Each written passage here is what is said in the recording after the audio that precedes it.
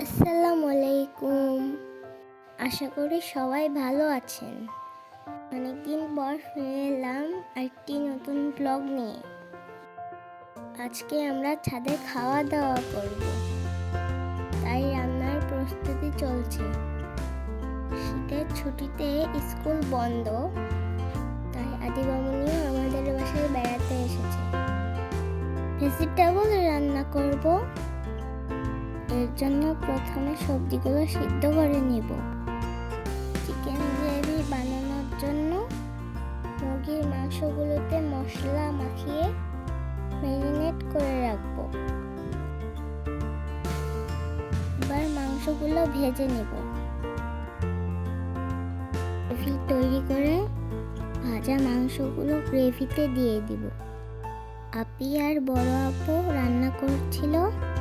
আমি আর আদিবামনি গোসল করে এসে রোদে চুল শুকাতে বসি।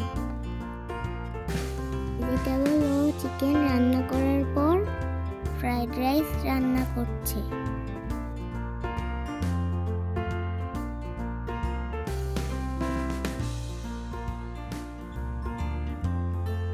খাবার তৈরি হয়ে গেছে, আমরা খাবো। Chicken gravy, vegetable, fried rice,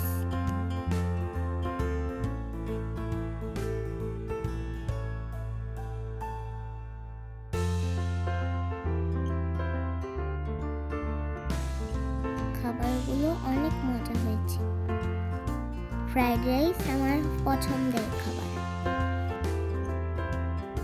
এখন শীতকাল, আমাদের ছাদ বাগানে বিভিন্ন রকম শীতের ফুল ফুটেছে। রেড কালার, এটা দেশি গোলাপ, একটা চন্দ্রমল্লিকা। এখানে সব ওখানে অনেক ভরা।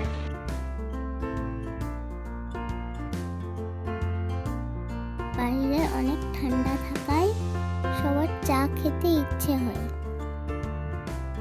তাই সবাই মিলে লাল চা বানিয়ে ফেলি।